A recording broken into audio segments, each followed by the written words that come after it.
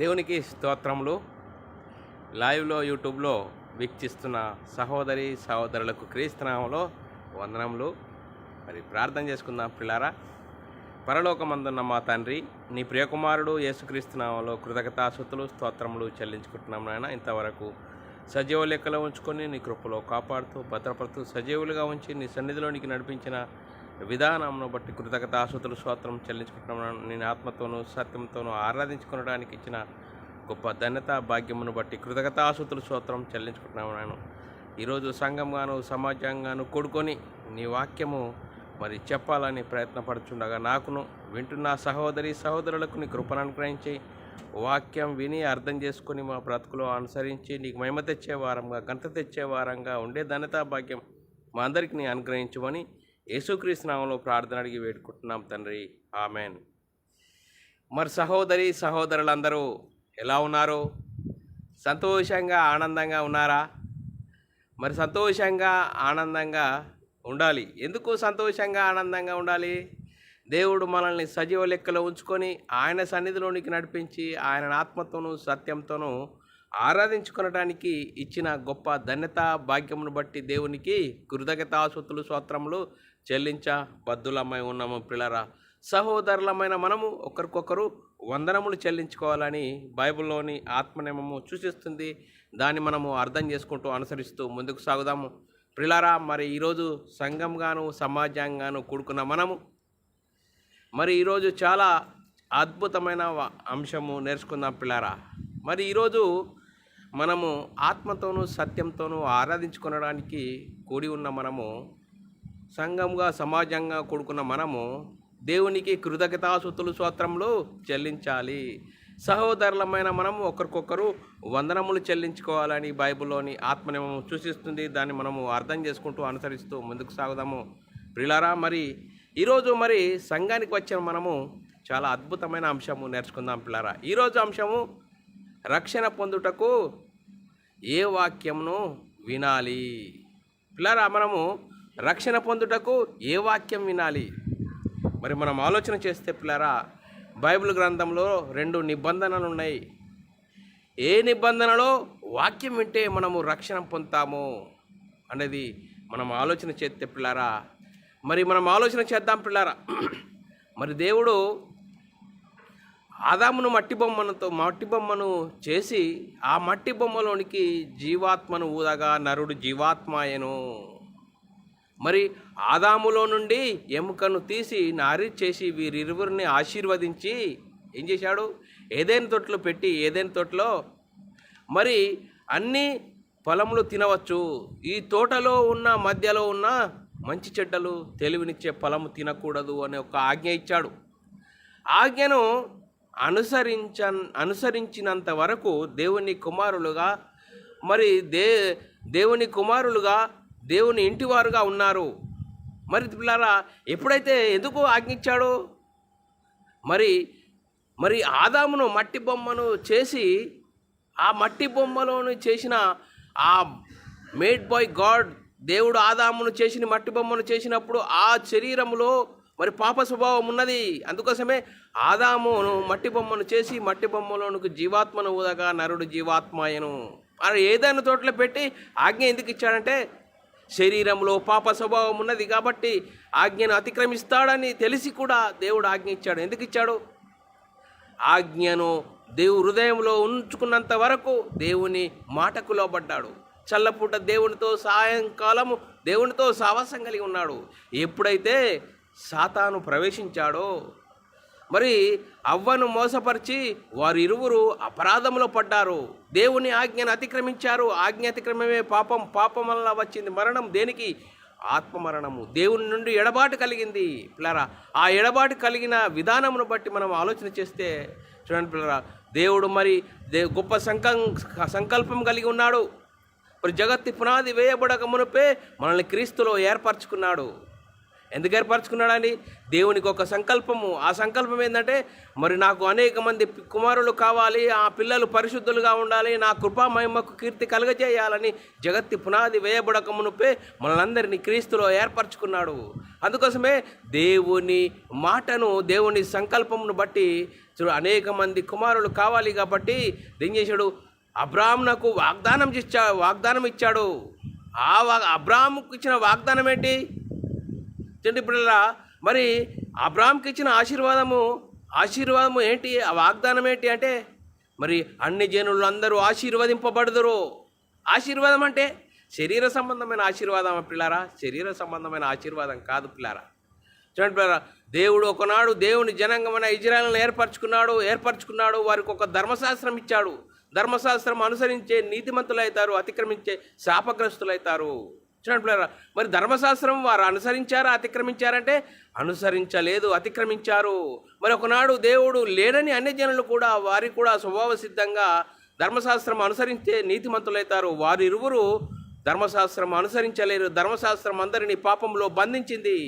ఏ ఒక్కరూ నీతిమంతులు లేక దేవుడు అనుగ్రహించే మహిమను పొందలేక మరి పాపము చేసినందున ధర్మశాస్త్రం అందరినీ పాపంలో బంధించింది. కాబట్టి కాలము పరిపూర్ణమైనప్పుడు దేవుడు తన సొంత కుమారుని పాప శరీరాకారంతో నాలాంటి పాప శరీరాకారంతో ధరించి ఈ లోకానికి పంపించాడు. యేసుక్రీస్తు ధర్మశాస్త్రం అమల్లో ఉన్న కాలంలో వచ్చాడు, ధర్మశాస్త్రంకు లోబడ్డాడు, ధర్మశాస్త్రం అనుసరించాడు, ధర్మశాస్త్రాన్ని సిలువలో కొట్టివేసి ఏం చేశాడు? మరణించాడు, సమాధి చేయబడ్డాడు. 3వ రోజున తిరిగి లేచి పరలోకానికి వెళ్ళి పరలోకంలో ఉన్న పరిశుద్ధాత్మను పంపించి ఆ పరిశుద్ధాత్మను పొందుకున్న 12 మంది యేసుక్రీస్తు మరణ సమాధిని గురించి సువార్తను ప్రకటించారు. ఆ సువార్తలో ఉంది దేవుని శక్తి. ఆ దేవుని శక్తి కలిగిన ఆ రక్షణ వాక్యమును వినాలి. ఆ రక్షణ వాక్యం వినడం ద్వారా మనము రక్షింపబడతాము. మళ్ళీ యేసుక్రీస్తు దేవుని కుమారుడు, యేసుక్రీస్తు ప్రభు అని విశ్వసించి యేసుక్రీస్తు నామములో బాప్తీసం పొందడం ద్వారా అప్పుడు మనము దేవుని కుమారులము. ఆదామవ్వలు పోగొట్టుకున్న దేవుని కుమారత్వం యేసుక్రీస్తు నామములో బాప్తీసం పొందడం ద్వారా ఆ కుమారత్వం పొందుకుంటాము. మనోనేత్రాలు వెలిగింపబడతాయి. బైబిల్లోని ఆత్మ సంబంధమైన సంగతులు అర్థమవుతాయి. అప్పుడు దేవుని కుమారులము, దేవుని ఇంటివారము అయితాము పిల్లారా. అందుకోసమే ఈరోజు మన సంఘానికి వచ్చిన మనం చాలా అద్భుతమైన అంశము నేర్చుకుందాం పిల్లారా. రక్షణ పొందుటకు ఏ వాక్యం వినాలి పిల్లారా? మనం ఆలోచన చేద్దాం పిల్లారా. మరి ఆ నిరీక్షణ, మనకు ఆ గొప్ప నిరీక్షణ ఉన్నది. ఆ నిరీక్షణ కలిగి మనము సంఘంలో చేర్చబడ్డాము పిల్లారా. మరి మనం ఆలోచన, తాను చూస్తున్న దానికోసము ఎవడు నిరీక్షించును? ఇప్పుడు మనము నిరీక్షణ కలిగి ఉన్నాము. రోమీలకు రాసిన పత్రిక లేఖనాలు చూస్తున్నాం పిల్లారా.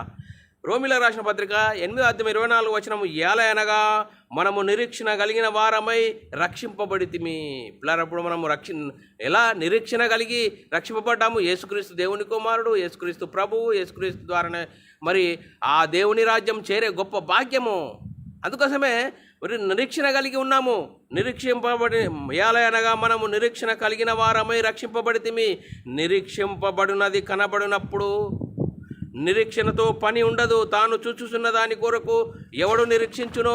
చూడండి పిల్లారా, తాను చూస్తున్న దాని కోసం ఎవడన్నా నిరీక్షిస్తాడా? నిరీక్షించలేడు. మరి పిల్లారా, దేవుడు పితరులకు చేసిన వాగ్దానం ఏంటి? ఆ వాగ్దానం ఏంటి? అబ్రాహాంకు దేవుడు వాగ్దానం చేశాడు. ఎవరిని గురించి? యేసుక్రీస్తుని గురించి. అబ్రాహాంకు చూడండి పిల్లారా, నిరీక్షణకు ఆధారం లేనప్పుడు అబ్రాహాము దేవుని వాగ్దానమును, దేవుని మాటను బట్టి విశ్వసించాడు. ఆ అబ్రాహాం సంతానమైన యేసుక్రీస్తు రావాలి. అందుకోసమే పిల్లరా, అపొస్తల కార్యము 3వ అధ్యాయము 24-25 చాలా చక్కగా రాయబడ్డది. మరియు సమూయేలు మొదలుకొని ఎందరు ప్రవక్తలు ప్రవచించిరో వారందరూ ఈ దినమును గురించి ఆ ప్రవక్తలకును దేవుడు అబ్రాహాంతో నీ సంతానము భూలోక వంశములన్నీ ఆశీర్వదింపబడి నేను చెప్పి మీ పితరులతో చేసిన నిబంధనకు మీరు వారసులై ఉన్నారు. అంతేకాదు పిల్లారా, దేవుడు తన సేవకుణ్ణి పుట్టించి మీలో ప్రతి వాని దుష్టత్వం నుండి మళ్లించుటకు, మిమ్మును ఆశీర్వదించుటకు ఆయనను మొదట మీ యొద్దకు పంపెను. చూడండి పిల్లారా, ఆయనను యేసుక్రీస్తు వచ్చి ఆయన స్వజనుల యొద్దకు పంపించాడు, మీ యొద్దకు పంపించాడు పిల్లారా. ఎందుకు పంపించాడు? చూడండి పిల్లారా, యేసుక్రీస్తు మరణించి సమాధి చేసి 3వ దినమున తిరిగి లేచి మరి ఆ పరలోకానికి వెళ్ళి పరలోకంలో పరిశుద్ధాత్మను పంపిస్తే ఆ పరిశుద్ధాత్మను పొందుకున్న 12 మంది ఏమని ప్రకటించారు? రక్షణ సువార్తను ప్రకటించారు. ఆ సువార్తలో ఉంది దేవుని శక్తి. ఆ సువార్తలో ఉంది దేవుని శక్తి. మనమై ఉన్న ఆత్మను రక్షింపజేసే మరి శక్తి ఏంటంటే సువార్తలో ఉంది. రోమీలకు రాసిన పత్రిక 1వ అధ్యాయం 16వ వచనంలో పౌలు గారు, సువార్తను గురించి నేను సిగ్గుపడువాడను కాను, ఏలైనగా నమ్ము ప్రతి వానికి మొదట యూదునికి గ్రీక్ దేశస్థునికి కూడా రక్షణ కలుగజేయుటకు అది దేవుని శక్తి అయి ఉన్నది. చూడండి పిల్లరా, సువార్త ఏంది? రక్షణ కలుగజేయుటకు దేవుని శక్తి అయి ఉన్నది. సువార్త అంటే ఏంటి అనేది మనము బైబిల్ని అడిగితే చాలా చక్కగా చెప్తుంది. మొదటి కొరింథీయులకు రాసిన పత్రిక 15వ అధ్యాయం 1-4 వచనాల్లో చాలా చక్కగా రాబడ్డది. మరియు సహోదరులారా, నేను మీకు ప్రకటించిన సువార్తను మీకు తెలియజేయుచున్నాను, మీరు దానిని అంగీకరించి దాని అందే నిలిచి ఉన్నారు. మీ విశ్వాసం వ్యర్థమైతేనే కానీ నేను ఉపదేశ రూపకంగా సువార్త మీకు ప్రకటించుతును. ఆ ఉపదేశమును మీరు గట్టిగా పట్టుకున్న ఎడల సువార్త వలన రక్షణ పొందువారయ్యుందురు. నాకు ఇయ్యబడిన ఉపదేశము మొదట మీకు అప్పగించి తిని, అదేమనగా లేఖనముల ప్రకారము క్రీస్తు మన పాపముల నిమిత్తం మృతి పొందెను, సమాధి చేయబడనను, లేఖనముల ప్రకారం 3వ దినమున తిరిగి లేచెను. ఇది సువార్త. అందుకోసమే రక్షణ సువార్తను విని క్రీస్తునందు విశ్వాసముంచి వాగ్దానము చేయబడిన ఆత్మచేత ముద్రింపబడాలి. మనం అలా ముద్రింపబడ్డామా, లేకుంటే మనుషులు చెప్పిన విధానంను బట్టి, ఈరోజు ప్రకృతి సంబంధమైన విధానంను బట్టి, ప్రకృతి సంబంధమైన మాటలను బట్టి, మనుషుల సాక్ష్యాలను బట్టి మనం ఈరోజు సంఘంలో చేర్చబడ్డామా? చూడండి, సంఘంలో చేర్చబడ్డామా? మనం ఏ విశ్వాసం మీద మనం కట్టబడి సంఘంలో చేర్చబడ్డాము? యేసుక్రీస్తు దేవుని కుమారుడు, యేసుక్రీస్తు ప్రభువు, యేసుక్రీస్తు మనందరి పాపాల నిమిత్తము మరణించాడు, దేవుడు ఆయనను తిరిగి లేపాడని విశ్వసించి యేసుక్రీస్తు నామములో బాప్తీసం పొందామా? లేకుంటే మనుషుల సాక్ష్యం విని మనము సంఘంలో చేర్చబడ్డామా?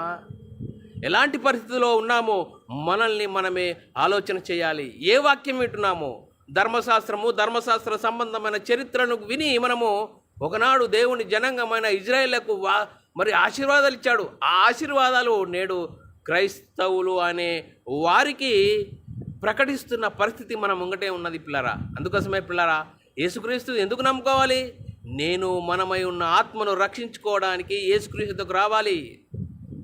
అలా నీవు సంఘంలో చేర్చబడితేనే నీ మనోనేత్రాలు వెలిగింపబడతాయి. అప్పుడు నీకు బైబిల్లోని ఆత్మ సంబంధమైన సంగతులు అర్థమవుతాయి. లేకుంటే బైబిల్ని చూపెడతారు. ఒకనాడు దేవుని జనాంగమైన ఇజ్రాయేలుకి ఇచ్చిన ఆశీర్వాదాలు చూపెట్టి దేవుడు నిన్ను ఆశీర్వదిస్తాడు అని ఆ వచనాలు చూపించి ఉపమానాలు చెప్పి కాలం గడిపి వారో నరకానికి వెళ్తున్నారు. మరి మిమ్మల్ని కూడా నరకానికి తీసుకెళ్లే భయంకర పరిస్థితి నేడు సంఘంలో సాతాను ప్రవేశించాడు. వాడెప్పుడో డంపు చేశాడు. చూడు, ప్రకృతి సంబంధమైన సంగతులు చెప్పి బైబిల్ని చూపించి నిన్ను ఏదైతే చెప్పాలో అది చెప్పనీయకుండా, రక్షణ ఎందులో ఉంది? సువార్తలో ఉంది. ఆ సువార్తను చెప్పనీయకుండా, సువార్తను చెప్పనీయకుండా సాతాను అనేకులను మభ్యపెడుతున్నాడు. మభ్య పెడుతున్న ప్రకృతి సంబంధమైన సంగతులను విని సంఘంలో చేర్చబడ్డావా? మరి ఏది వాక్యం వింటే నువ్వు రక్షింపబడతావు? ఆ రక్షణ వాక్యం విని ఇకనైనా నువ్వు మరి కళ్ళు తెరుచుకొని మరి సంఘంలో చేర్చబడాలని క్రీస్తు పక్షమున మిమ్మల్ని బతిమాలుకొంటున్నాను. అందుకోసమే మృతులలో నుండి లేచిన యేసుక్రీస్తును జ్ఞాపకం చేసుకోండి. ఎందుకు జ్ఞాపకం చేసుకోవాలండి యేసుక్రీస్తును? యేసుక్రీస్తు ఎవరండి? యేసుక్రీస్తు దేవుని కుమారుడు అండి. దేవుని కుమారుడు ఎలా అవుతాడండి? వాక్యం చూపించండి అండి అంటారు ఈరోజు పిల్లరా. చూడండి, దేవుని యొద్ద నుండి వచ్చాడు. నా సొంత సంగతులు కాదు, నేను దేవుని నుండి వచ్చాను, దేవుని యొద్ద నుండి వచ్చాను, దేవుని సంగతులనే చెప్తున్నాను అంటే ఈరోజు దేవుని కుమారుడు అని బైబిల్లో ఎక్కడున్నదండి అని చెప్తున్నారు. చూడండి పిల్లరా, వారెవరు? ప్రకృతి సంబంధమైన మనుషులు బైబిల్నే చూపెడుతున్నారు. చూడండి పిల్లరా, దైవములు ఎప్పుడైతామండి? దేవుని వాక్యం ఎవరికి వస్తున్నో వారే దైవములను అంటినని మీకు తెలియదా? చూడండి పిల్లరా, ఎంత గొప్ప సర్వసత్యాన్ని తెలుసుకోలేక అనేకులు భయంకరమైన పరిస్థితిలో ఉన్నారని మనకు అర్థమవుతుంది పిల్లారా. అందుకోసమే రక్షణ పొందుటకు ఏ వాక్యం వినాలి? అపోస్తలులు ప్రవక్తలు దేని గురించి ప్రకటించారు? అందుకోసమే పిల్లారా, యేసుక్రీస్తును జ్ఞాపకం చేసుకోవాలి. 2 తిమోతి రాసిన పత్రిక 2వ అధ్యాయం 8వ వచనం, నా సువార్త ప్రకారము దావీదు సంతానంలో పుట్టి మృతులలో నుండి లేచిన యేసుక్రీస్తును జ్ఞాపకం చేసుకోండి. యేసుక్రీస్తును ఎందుకు జ్ఞాపకం చేసుకోవాలండి? చూడండి పిల్లరా, మనం ఆలోచన చేయాలి. యేసుక్రీస్తు దేవుని కుమారుడు అండి, యేసుక్రీస్తు ప్రభు అండి, యేసుక్రీస్తు తిరిగి లేచాడండి. యేసుక్రీస్తు తిరిగి లేచి పరలోకానికి వెళ్ళి పరలోకమున పరిశుద్ధాత్మను పంపిస్తే ఆ పరిశుద్ధాత్మను పొందుకున్న 12 మంది యేసుక్రీస్తు మరణ సమాధి పునర్ధానం గురించి సువార్తను ప్రకటించారు. ఆ సువార్తలో ఉంది దేవుని శక్తి. అందుకోసమే ఆ వాక్యమే మీ హృదయంలో కార్యసిద్ధి కలగజేయునని లేఖనాలు చెప్తున్న పిల్లరా. మొదటి దశలోనికి రాసిన పత్రిక 2వ అధ్యాయం 13వ వచనంలో రాయబడ్డది, ఆ హేతువు చేత మీరు దేవుని గురించిన వర్తమాన వాక్యము మా వలన అంగీకరించినప్పుడు మనుషుల వాక్యమని ఎంచక అది నిజముగా ఉన్నట్లు దేవుని వాక్యమని దానిని అంగీకరించితిరి గనుక మేము మానక దేవునికి కృతజ్ఞతాస్తుతులు చెల్లించుచున్నాము. ఆ వాక్యమే విశ్వాసులైన మీలో కార్యసిద్ధి కలగజేయుచున్నది. అందుకోసమే ఆ వాక్యమే సువార్తను ప్రకటించాలి, ఆ సువార్తనే ప్రకటించాలి. యేసుక్రీస్తు నామంలోనే రక్షణ ఉన్నది అని మొదటి శతాబ్దంలో సువార్తను ప్రకటిస్తున్నప్పుడు వారు ఏం చేశారు? ఎన్నో ఆటంకాలు కలిగించారు. చూడండి పిల్లలు, అపోస్తుల కార్యము 4వ అధ్యాయం 18వ వచనంలో మరి చూడండి పిల్లలు, మరి అపోస్తులను వారు ఎలా ఆటంకపరుస్తున్నారు. అప్పుడు అపోస్తుల కార్యం 4వ అధ్యాయం 18వ వచనం, అప్పుడు వారిని పిలిచి మీరు యేసు నామమును బట్టి ఎంత మాత్రమును మాట్లాడకూడదని బోధింపకూడదని ఆ వారికి ఆజ్ఞాపించారు. ఎందుకు ఆజ్ఞాపించారు? యేసు నామములోనే ఉంది రక్షణ. ఆ రక్షణను గురించి మొదటి శతాబ్దంలో ప్రకటింపలేదు. ఈరోజు కూడా సంఘంలో చేర్చబడినామన్న ఒక భ్రమలే ఉన్నారు కానీ యేసుక్రీస్తు మరణ సమాధి పునర్ధానం గురించి సంఘంలో ప్రకటించబడుతున్నదా? లేకుంటే ధర్మశాస్త్ర సంబంధమైన చరిత్రలు, ఒకనాడు దేవుని జనాంగమైన ఇజ్రాయేల్కి ఇచ్చిన ఆశీర్వాదాలు ప్రకటించే ఉపమానాలు చెప్పి కాలం గడుపుతున్న పరిస్థితి నేటి సంఘంలో ఉన్నది పిల్లరా. అందుకోసమే అపోస్తల కార్యము 5వ అధ్యాయం 28వ వచనం, ప్రధాన యాజకుడును వారిని చూసి మీరు ఈ నామమును బట్టి బోధింపకూడదని మేము మీకు ఖండితంగా ఆజ్ఞాపింపలేదా? ఇదిగో మీరు యెరూషలేమును మీ బోధతో నింపి ఈ మనుషుని హత్య మా మీద తేవాలని ఉద్దేశించుచున్నారని చెప్పాను. చూడండి, చెప్పకూడదా అని ఆ రోజు అనేకులను ప్రేరేపించాడు. ఈరోజు సంఘంలోనే డంపు చేశాడు. చూడండి, ఎంత భయంకరమైన పరిస్థితి మనలో ఉన్నది. అందుకోసమే అపోస్తలుడైన పౌలు గారు సిలువను గురించిన వార్తను ప్రకటిస్తున్నాము. మొదటి కొరింథీయులకు రాసిన పత్రిక 1వ అధ్యాయం 28వ వచనంలో, జ్ఞానులను సిగ్గుపరచుటకు లోకంలో నుండి వెర్రి వారిని దేవుడు ఏర్పరచుకొనున్నాడు. చూడండి, ఈరోజు మాకు జ్ఞానం ఉన్నది, మేమే స్కాలర్స్ అనే వారిని గురించి జ్ఞానులను సిగ్గుపరచుటకు లోకంలో నుండి వెర్రి వారిని దేవుడు ఏర్పరచుకున్నాడు. బలవంతులైన వారిని సిగ్గుపరచుటకు లోకంలో బలహీనులైన వారిని దేవుడు ఏర్పరచుకున్నాడు. మాకు బలమున్నది, మేమే పెద్దోళ్ళము అనే వారిని సిగ్గుపరచుటకు బలహీనులైన వారిని దేవుడు ఏర్పరచుకొని సువార్తను ప్రకటింపజేస్తున్నాడు. సువార్తలో ఉంది దేవుని శక్తి. ఆ దేవుని శక్తి మనమై ఉన్న ఆత్మను రక్షింపజేసేది ఉన్నది సువార్త పిల్లరా. మొదటి కొరింథీయులకు రాసిన పత్రిక 1వ అధ్యాయం 2వ వచనంలో, కొరింథీయులలో ఉన్న దేవుని సంఘమునకు అనగా క్రీస్తు యేసునందు పరిశుద్ధపరచబడిన వారై పరిశుద్ధులుగా ఉండుటకు పిలువబడిన వారికి మనకు ప్రభుగా ఉన్న మన ప్రభు అయిన యేసుక్రీస్తు నామమును ప్రతి స్థలములో ప్రార్థించు వారందరికీ శుభమని చెప్పి వ్రాయున్నది. సంఘంలో చేర్చబడిన వారిని గురించి మరి ప్రకటింపబడుతున్నది. సంఘంలో చేర్చబడిన వారు ఎలా చేర్చబడ్డారు? ఏ వాక్యం విన్నారు? రక్షణ వాక్యము, అపొస్తలుల ప్రవక్తలు వేసిన పునాది. దానిని గురించి విన్నారా? విని రక్షింపబడ్డారా? లేకుంటే ప్రకృతి సంబంధమైన సంగతులు, ఈలోక సంబంధమైన సంగతులు, మనుషుల సాక్ష్యాలు విని సంఘంలో చేర్చబడ్డావా? ఎలాంటి పరిస్థితిలో ఉన్నావు సహోదరి సహోదరుడా? ఇకనైనా ఈ వాక్యాన్ని విని ఆలోచన చేయవలసినదిగా క్రీస్తు పక్షమును మిమ్మల్ని బతిమాలుకొంచున్నాను పిల్లరా. తన శిలువ వలన ద్వేషమును సంహరించి, చూడండి, ఆ శిలువ వలన ద్వేషమును సంహరించాడు అని లేఖనాలు చెప్తున్నాయి పిల్లరా. ఏది మరి మనం ఆలోచన చేసినట్లయితే ఎఫెసీయులకు రాసిన పత్రిక 2వ అధ్యాయం 16వ వచనంలో, తన శిలువ వలన ఆ ద్వేషమును సంహరించి దాని ద్వారా వీరిద్దరిని ఏకముగా చేసి దేవుడు సమాధానపరచవలనని ఇలాగు చేసెను గనుక ఆయనే మనకు సమాధానకారకుడై ఉన్నాడు. ధర్మశాస్త్రము ఇరువురిని మరి వేరుపరిచింది. వీరు దేవుడు లేనని అన్యజనులు, వీరు దేవుడు కలిగిన వారని వేరుపరిచింది. ధర్మశాస్త్రం అందరినీ పాపంలో బంధించిన వారిని విడిపించడానికి యేసుక్రీస్తు ధర్మశాస్త్రము అమల్లో ఉన్న కాలంలో వచ్చాడు. ధర్మశాస్త్రంకు లోపడ్డాడు, ధర్మశాస్త్రం అనుసరించాడు, ధర్మశాస్త్రం శిలువలో కొట్టివేశాడు, మరణించాడు, సమాధి చేయబడ్డాడు. 3వ రోజున తిరిగి లేచి పరలోకానికి వెళ్ళి పరలోకంలో పరిశుద్ధాత్మను పంపించి ఆ పరిశుద్ధాత్మను పొందుకున్న 12 మంది యేసుక్రీస్తు మరణ సమాధిని గురించి సువార్తను ప్రకటించారు. ఆ సువార్తను గురించి మరి అపొస్తలులు పునరుద్ధానం గురించి సాక్ష్యం ఇచ్చారు. అపొస్తలుల కార్యం 5:30 మీరు మానున వేలాడవేసి సంహరించిన యేసు మన పితరుల దేవుడు లేపెను. మీరేం చేశారు?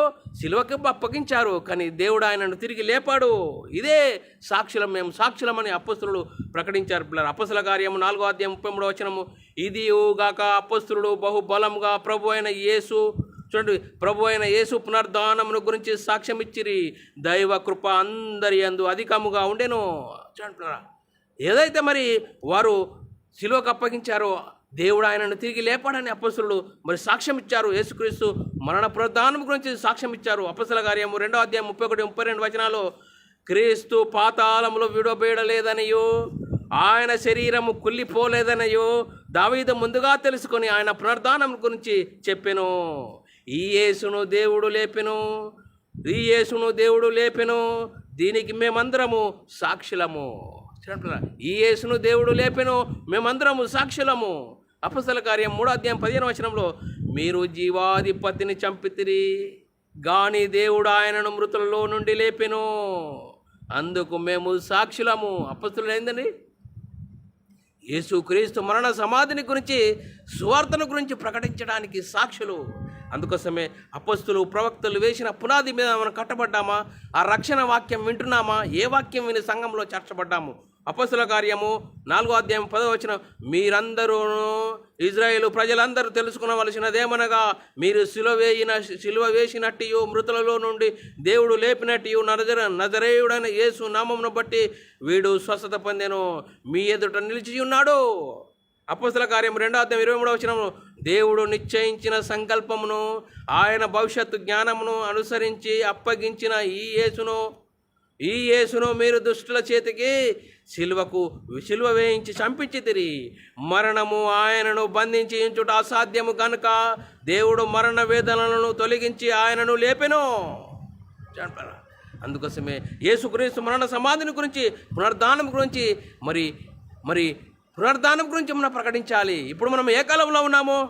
మృతులలో నుండి తిరిగి మృతులలో నుండి లేచుట వలన మరి పరిశుద్ధాత్మను బట్టి దేవుని కుమారుడుగా ప్రభావంతో నిరూపింపబడిన కాలంలో ఉన్నాము. రోమీయులకు రాసిన పత్రిక 1:5 యేసు క్రీస్తు శరీరమును బట్టి దావీదు సంతానముగాను మృతులలో నుండి పునరుద్ధానుడైన పరిశుద్ధాత్మను బట్టి దేవుని కుమారుడుగా ప్రభావంతో నిరూపించుకున్న కాలంలో ఉన్నాము. ఇప్పుడు మనము ఏ కాలంలో ఉన్నామండి? యేసుక్రీస్తు మరణించి తిరిగి లేచి దేవుని కుమారుడుగా ప్రభావంతో నిరూపింపబడిన కాలంలో ఉన్నాము. యేసుక్రీస్తు ఎక్కడున్నాడండి? దేవుని పరలోకంలో దేవుని కుడిపార్శ్వంలో ఆసీనుడై ఉన్నాడు. మన కొరకు విజ్ఞాపన చేస్తున్నాడు. మనం ఏ వాక్యాన్ని విని సంఘంలో చేర్చబడ్డాము? ఎందుకు మనకు బైబిల్లోని ఆత్మ సంబంధమైన సంగతులు అర్థం కావట్లేదు? అందుకోసమే చేతి పని కాక దేవుని చేత కట్టబడినదియో నిత్యమైన నదియునైన నివాసము పరలోకమందున్నదని మనం ఎరుగుతున్నామా? ఎలాంటి పరిస్థితుల్లో ఉన్నాము? మనమే ఆలోచన చేసుకోవాలి. 2 కొరింథీయులకు రాసిన పత్రిక 5:1-2 భూమి మీద మన గుడారమైన ఈ నివాసము శిథిలమైపోయినను చేతి పని కాక దేవుని చేత కట్టబడినదియో నిత్యమైనదియునైన నివాసము పరలోకమందున్నదని మనం ఎరుగుదము. మనము దిగంబరులము కాక వస్త్రము ధరించుకున్న వారముగా కనబడుదము. కాబట్టి పరలోకం నుండి వచ్చు మన నివాసము దీనిపైనే ధరించుకొనను అపేక్షించుచు దీనిలో మూలుగుచున్నాము. అందుకోసమే చూడండి, దీనిలో మూలుగుచున్నాము. పరలోకమందు మనకు ఒక నివాసం ఉన్నది. అది మరి పరలోకానికి వెళ్ళడానికి మనము ఇందులో మూలుగుచున్నామా? లేకుంటే ఈ లోక సంబంధమైన ప్రకృతి సంబంధమైన వాటిని ఆస్వాదించాలని అనుభవించాలని ఊరిలోడుతున్నామా? ఎలాంటి పరిస్థితిలో ఉన్నాము? అందుకోసమే మన దేహం యొక్క విమోచన కొరకు కనిపెట్టుచు మనము మూలుగుచున్నామా? ఎలాంటి పరిస్థితిలో ఉన్నాము? రోమీయులకు రాసిన పత్రిక 8:23 అంతేకాక ఆత్మ యొక్క ప్రథమ ఫలము నొందిన మనము కూడా దత్తపుత్రం కొరకు అనగా మన దేహం యొక్క విమోచన కొరకు కనిపెట్టుచు మనలో మనము మూలుగుచున్నామా? అందుకోసమే యేసును బట్టి మృతులలో నుండి పునరుద్ధానము కలదని అపోస్తులు ప్రకటించారు. మరి మనము అలాంటి వాక్యం విని సంఘంలో చేర్చబడ్డామా? మనుషుల సాక్ష్యం విని సంఘంలో చేర్చబడ్డామా? సహోదరుడా, రక్షణ పొందుటకు ఏ వాక్యం వినాలి అనేది మనం ఆలోచన చేసినట్లయితే అపోస్తలుల కార్యము 4:2 వారు ప్రజలకు బోధించుటయు యేసును బట్టి మృతులలో నుండి పునరుద్ధానం కలుగునని ప్రకటించుట చూసి కలవరం వచ్చింది. ప్రారంభంలో కలవరపడ్డారు. అందుకోసమే దేవుడు ప్రభువును లేపెను, మనల్ని కూడా తన శక్తి వలన లేపును అని 1 కొరింథీయుల రాసిన పత్రిక 6వ అధ్యాయం 14వ వచనంలో వ్రాయబడ్డది. అందుకోసమే పౌలు గారు ఏ విధము చేతనైనను మృతులలో నుండి నాకు పునరుద్ధానం కలగవలనని నిరీక్షణ కలిగి ఉన్నాను అంటున్నాడు. పిల్లరా, ఫిలిప్పీయుల రాసిన పత్రిక 3వ అధ్యాయం 10-11 వచనంలో ఏ విధము చేతనైనను మృతులలో నుండి నాకు పునరుద్ధానం కలగవలనని ఆయన మరణ విషయంలో సమాన అనుభవం గలవాడనై ఆయన పునరుద్ధాన బలమును ఎరుగు నిమిత్తము ఆయన శ్రమలలో పాలివాడగుట ఎట్టిదో ఎరుగు నిమిత్తము సమస్తమును నష్టముగా ఎంచుకొని వాటిని పెట్టతో సమానముగా ఎంచుకొనుచున్నాడు. చూడండి ఈ పౌలు గారు, చూడండి పౌలు గారికి అర్థమైపోయింది. అందుకోసమే ఆయన శ్రమలలో చూడండి ఏ విధము చేతనైనా మృతులలో నుండి నాకు పునరుద్ధానం కలగవలనని ఆయన మరణ విషయంలో సమాన అనుభవం గలవాడనై ఆయన పునరుద్ధాన బలమును ఎరుగు నిమిత్తము ఆయన శ్రమలలో పాలివాడవుట ఎట్టిదో ఎరుగు నిమిత్తము సమస్తమును నష్టముగా ఎంచుకొని పెట్టతో సమానంగా ఎంచుచున్నాను. అందుకోసమే మృతుల పునరుద్ధానం గురించి పౌలు గారు మరి ప్రకటించుతున్న పరిస్థితి ఉన్నాడు. మరి అపొస్తలుల కార్యము 2వ అధ్యాయము అపొస్తలుల కార్యము 23వ అధ్యాయము 6వ వచనంలో చాలా చక్కగా చెప్తున్నాడు. అతడు అలాగూ యేసుక్రీస్తు మా పౌలు గారు యేసుక్రీస్తుని గురించి మృతుల పునరుద్ధానం గురించి మరి ప్రకటిస్తున్నప్పుడు అతడు అలాగూ చెప్పినప్పుడు పరిసయ్యులకును సద్దుకయ్యులకు కలహము వచ్చినప్పుడు 2 సమూహాలుగా ఏర్పడ్డారు. ఏమని చూడండి పిల్లరా, 7వ వచనంలో 7-8 వచనాల్లో సద్దుకయ్యులు పునరుద్ధానము లేదని దేవదూత అయినను ఆత్మయైనను లేదని చెప్పుదురు కానీ పరిసయ్యులు 2 కలవని ఎంచుచున్నారు. అప్పుడు పెద్ద గొల్లు పుట్టెను. పరిసయ్యుల పక్షంగా ఉన్న శాస్త్రులలో కొందరు లేచి ఈ మనుషుని యందు ఏ దోషం మాకు కనబడలేదు, ఒక ఆత్మయైనను దేవదూతైనను అతనితో మాట్లాడి ఉండవచ్చని వారు తగులాడిరి. చూడండి, యేసుక్రీస్తు మరణ సమాధిని గురించి పునరుద్ధానం గురించి పౌలు గారు ప్రకటిస్తున్నాడు. సో మరి సువార్త ప్రకటిస్తున్నారు. ఇంకంతేకాదు అపొస్తలుల కార్యము 24వ అధ్యాయము 20వ వచనంలో లేదా నేను మహాసభ ఎదుట నిలిచి ఉన్నప్పుడు మృతుల పునరుద్ధానం గురించి నేడు వారి ఎదుట విమర్శించుచున్నాను. అపొస్తలుల కార్యము 26వ అధ్యాయం 28వ వచనంలో అప్పుడు ఆ విమర్శించబడుతున్నప్పుడు అగ్రిప్ప రాజు ఎదుట ఆయన మరి చెప్తున్నప్పుడు అందుకు అగ్రిప్ప ఇంత సులువుగానూ క్రైస్తవుని చేస్తున్నావా అని పౌలు గారు అన్నాను. సులభముగానో దుర్లభముగానో నా మాట వినుచున్న వారు నా వల్లనే ఉండడం వలన నేను అపేక్షించుచున్నానని పౌలు గారు ఎంత మరణ పునరుద్ధానం గురించి సువార్తను ప్రకటించారు. పిల్లరా, 1 కొరింథీయుల రాసిన పత్రిక 15వ అధ్యాయం 12-23 వచనంలో క్రీస్తు మృతులలో నుండి లేపబడి ఉన్నాడని ప్రకటించుచుండగా మీలో కొందరు పునరుద్ధానము లేదని ఎట్లు చెప్పుచున్నారు. 1వ శతాబ్దంలో యేసుక్రీస్తు మరణించి తిరిగి లేచాడో మృతుల పునరుద్ధానం గురించి ప్రకటిస్తుంటే మీరు పునరుద్ధానం లేదని ఎందుకు ప్రకటించుచున్నారు? మృతుల పునరుద్ధానం లేని ఏడల క్రీస్తు కూడా లేపబడి ఉండలేదు. మరియు క్రీస్తు లేపబడి ఉండని ఏడల మేము చేయు ప్రకటనయు వ్యర్థమే, మీ విశ్వాసము వ్యర్థమే. దేవుడు క్రీస్తును లేపెను, ఆయనను గురించి మేము సాక్ష్యం ఇచ్చి చెప్పుచున్నాము కదా. మృతులు లేపబడిన ఏడల దేవుడు ఆయనను లేపలేదు గనుక మేమును దేవుని విషయమై అబద్ధ సాక్షులము కాగబడదము. మృతులు లేపబడిన ఏడల క్రీస్తు కూడా లేపబడలేదు. క్రీస్తు లేపబడిన మీ విశ్వాసము వ్యర్థమే, మీరు ఇంకను మీ పాపంలోనే ఉన్నారు. అంతేకాదు క్రీస్తు నందు నిద్రించిన వారు నశించిరి. ఈ జీవితకాలం మట్టుకు మనము క్రీస్తు నందు నిరీక్షించిన వారమే మనుషులందరికంటే దౌర్భాగ్యులమై ఉందము. ఇప్పుడైతే నిద్రించిన వారిలో ప్రథమ ఫలం క్రీస్తు మృతులలో నుండి లేచి ఉన్నాడు. అందుకోసమే మనుషుని ద్వారా మరణం వచ్చెను గనుక మనుషుని ద్వారానే మృతుల పునరుద్ధానమును కలిగెను. ఆదాము నందు అందరూ ఎలాగో మృతి పొందిరో అలాగునే క్రీస్తునందు అందరూ బ్రతికింపబడుదురు. అందుకోసమే ప్రతి వాడు తన వరుసలోనే బ్రతికింపబడుదురు. ప్రథమ ఫలము క్రీస్తు, ఆ తర్వాత క్రీస్తు వచ్చినప్పుడు ఆయన వారు బ్రతికింపబడుదురు. చూడండి, అందుకోసమే రక్షణ పొందుటకు ఏ వాక్యం వినాలి, ఏ వాక్యం వింటే మనం రక్షింపబడతాం. యేసు క్రీస్తు మరణ సమాధి పునరుద్ధానం గురించి అపొస్తలులు దాని గురించే ప్రకటించారు. చూడండి, అపోస్తలులు దాని గురించే ప్రకటిస్తారు. ఏ నామం అన్నా చెప్పండి, యేసు నామం నువ్వు ప్రకటించకూడదని ఆ రోజు పెద్దలు ప్రకటించారు. వారిని వారు ఆటంకపరిచారు. సువార్తకి ఎప్పుడు ఆటంకాలే. చూడండి పిల్లరా, ఈరోజు సంఘంలో చేర్చబడిన సంఘంలో చేర్చబడిన మనము ఏ వాక్యం వింటున్నాము? యేసు క్రీస్తు మరణ సమాధి పునరుద్ధానం గురించి సువార్తను గురించి మరి సంఘంలో చెప్పబడుతుందా? లేకుంటే ధర్మశాస్త్ర సంబంధమైన చరిత్రలు ఉపమానాలు చెప్పి ఆమెనని వెళ్ళిపోతున్నామా? ఎలాంటి పరిస్థితుల్లో ఉన్నావు? ఎలా విధంగా నువ్వు రక్షణ పొందావు? రక్షణ సువార్తను విన్నావా? ఆ రక్షణ సువార్త ఏంటి? యేసుక్రీస్తు మరణ పునరుద్ధానం గురించి సువార్త. యేసుక్రీస్తు మన కొరకు మరణించాడు, దేవుడు ఆయనను తిరిగి లేపాడని ఆ వాక్యం విశ్వాసం ఉంచి యేసుక్రీస్తు దేవుని కుమారుడు, యేసుక్రీస్తు ప్రభు అని విశ్వసించి యేసుక్రీస్తు నామంలో బాప్తీసం పొందడం ద్వారా అప్పుడు మన మనోనేత్రాలు గెలింపబడతాయి. మరి క్రీస్తు మహిమను ధరించుకుంటావు, సంఘంలో చేర్చబడతాము. ఆ యేసుక్రీస్తు అపొస్తలులు ప్రవక్తలు ప్రకటించిన ఆ రక్షణ వాక్యం వింటేనే, అపొస్తలులు ప్రవక్తలు వేసిన పునాదిలో మనం కట్టబడితేనే మనం ఆ రక్షణ వాక్యం వింటేనే రక్షింపబడతాము. లేదు, మనుషుల సాక్ష్యాలు, ప్రకృతి సంబంధమైన సాక్ష్యాలు వింటే సాతానుకు సిద్ధపరిచిన నరకానికి జారిపోతాము. సాతాను ఏతాడు? శరీరాశ, నేత్రాశ, జీవోడమ్మాన్ని చూపెడతాడు. సంఘానికి వెళ్ళు, పాట పాడు, కానుక వేయు, నీ పని నువ్వు చేసుకో. చూడండి పిల్లరా, ఆశీర్వదించబడ్డాము. ఏంటి ఆశీర్వాదం? క్రైస్తవుడికి ఆశీర్వాదం ఏంటండి? క్రైస్తవుడికి ఆత్మ సంబంధమైన ఆశీర్వాదము. మనమైన ఆత్మను రక్షించుకోవడం, యేసుక్రీస్తును విశ్వసించడము. అప్పుడు నువ్వు దేవుని కుమారుడు, దేవుని ఇంటి వారము, పరలోక వారసులము. గొప్ప భాగ్యాన్ని మనము మరి అప్పుడు పొందుకుంటాము. అప్పుడు మనోనేత్రాలు ఎలింపబడతాయి. యేసుక్రీస్తు దేవుని కుమారుడు, యేసుక్రీస్తు ప్రభు అని విశ్వసించి యేసుక్రీస్తు నామములో బాప్తిసం పొందితే అప్పుడు క్రీస్తు మహిమను ధరించుకుంటాము, సంఘంలో చేర్చబడతాము. ఆ రక్షణ వాక్యం విని అపొస్తలుల బోధ యందును, సహవాసమందును, రొట్టె విరుచుట యందును ఏడేక సహవాసం కలిగి వాక్యంతో ఉంటే ఆ వాక్యం ద్వారానే మనం రక్షింపబడతాము పిల్లారా. లేదండి, మా అయ్యగారికి 100 సంఘాలు ఉన్నాయంటే నీ 100 సంఘాలు ఏం చేయలేవు. ఏ వాక్యం వింటున్నావు? ఒకనాడు దేవుని జనంగమైన ఇశ్రాయేలుకి ఇచ్చిన ఆశీర్వాదాలు వింటున్నావా? లేకుంటే ప్రకృతి సంబంధమైన సంగతులు వింటున్నావా? ప్రకృతి సంబంధమైన సాక్ష్యాలు విని సంఘంలో చేర్చబడ్డావా? మరి అలా చేర్చబడితే సాతాను శరీరాశ, నేత్రాశ, జీవబ్రహ్మాన్ని చూపెడతాడు.